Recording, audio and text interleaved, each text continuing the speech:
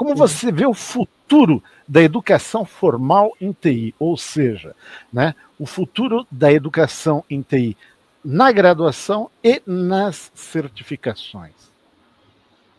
Olha, Bootcamp, Bootcamp eu vou compartilhar uma crítica para vai ser tipo assim, a base para desenrolar a ideia. No Bootcamp você vê muita reclamação do pessoal falar o seguinte: pô, o professor, o docente que estava ali dando a aula, não tem didática nenhuma. Geralmente, quando você vai ver o perfil dessa pessoa fazendo esse tipo de reclamação, você vai ver que ela também não tem uma graduação, porque ela justamente nunca foi numa faculdade para ver que muitos docentes também não têm didática. Mas por que isso, né?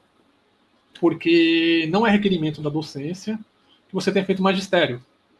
Não é requerimento da docência que você tenha feito, por exemplo, pedagogia. O requerimento para docência pré-requisitos. O requerimento da docência é que você tenha concluído uma graduação da área que você quer lecionar, por exemplo. E aí, o que acontece? A pessoa pode ir lá falar, como acontece muito nos bootcamps, sobre algo que ela tem experiência, mas ela não tem aquela didática de transmitir o conhecimento. Então, ela pode ser um excelente profissional na área dela, dominar os problemas, resolver rápido, etc. Mas para lecionar, infelizmente, ela deixa a desejar, entendeu? Isso acontece muito no bootcamp, isso acontece muito na faculdade. E aí sim, agora vou entrando no ponto da educação formal, eu vejo que a educação formal a gente está tendo como é que eu vou falar? Tem um gap que muito empresário fala o seguinte, que a educação do Brasil é de péssima qualidade. A questão, eu acho que não é só a péssima qualidade, a questão, eu acho que é um mercado como um todo. Porque, como é que eu vou formar mais uma base, por exemplo?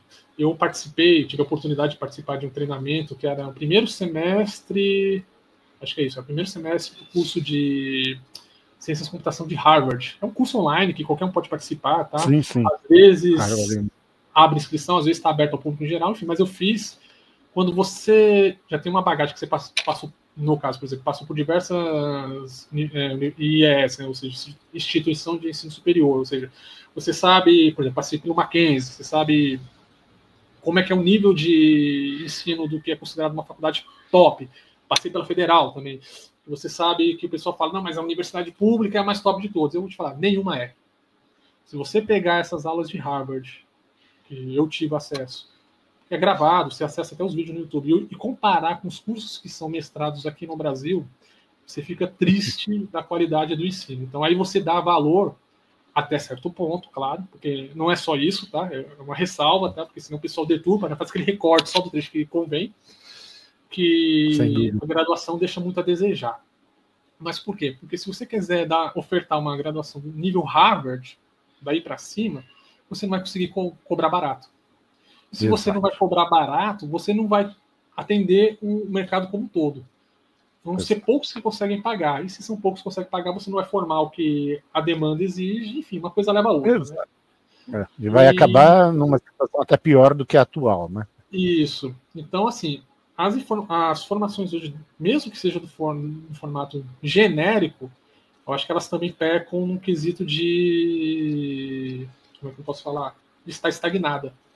Por exemplo, na minha graduação eu tive muitas disciplinas que você olhava a bibliografia ou a data das aulas, foram aulas gravadas de 2, 3 anos atrás, sendo que a tecnologia está aí se atualizando constantemente.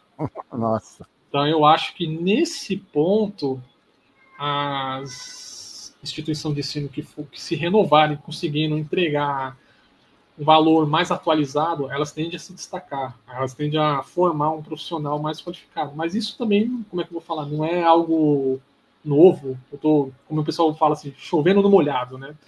Porque você vê que para cargos... Mas é uma realidade. É uma realidade, né? Você vê que para cargos, por exemplo, mais de gestão, diretoria e afins, por exemplo, eles vão valorar o seu currículo na graduação dos seguintes pontos. Você fez o quê? Você fez uma USP? Você fez uma FGV de pós? E isso tem um peso maior porque são duas coisas que essas graduações tidas como elite, né, por assim dizer, vão ofertar. Primeiro, não é acessível a todos. A qualidade tem um certo diferencial. Tem uma qualidade maior, né? Vamos colocar tipo assim, maior do que qualquer outro curso, ou que nem os professores de federal gostava de marginalizar as outras instituições de preços mais baratos, Unisquina, né? Então tem uma qualidade maior do que uma Unisquina. Mas não é só isso. Muitos dos que estão nesse nicho de ter acesso a esse tipo de educação são pessoas já de alto poder aquisitivo.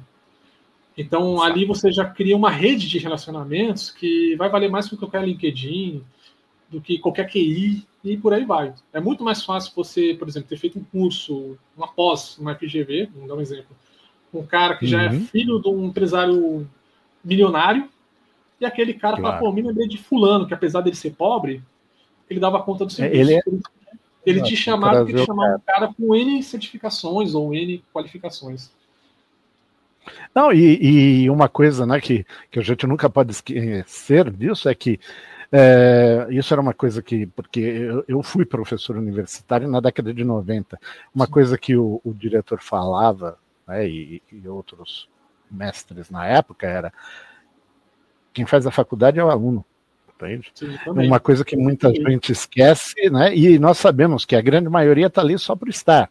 Né, só porque eles querem o tal do canudo, quando na realidade eles estão perdendo uma enorme chance, né, uma enorme chance de adquirir conhecimento e, ao adquirir conhecimento, exigir mais do sistema de ensino e, com isso, melhorar também a sua performance, coisa que infelizmente não acontece. Exato, é um círculo virtuoso que não ocorre e que aí também não é culpa somente de um ou do outro. Mas aí você comentou uma coisa muito importante, né? A questão do poder aquisitivo, meu caro. Desculpe, mas não é todo mundo que nasceu em berço de ouro, aliás, são poucos. Então, na realidade, você precisa ter aquilo em mente. O que eu posso fazer de melhor com os recursos que eu tenho? Né? Então, uma das coisas que eu imagino é não sair por aí fazendo N certificações à torta e à direita, sem ter um planejamento bem realizado, como você comentou, né, para fazer o seu dinheiro render e dar um retorno efetivo em relação a isso. Né? Gostou deste corte? Então assista o episódio completo e se inscreva em nosso canal. O link está na descrição. Peter, já falei desce do teto!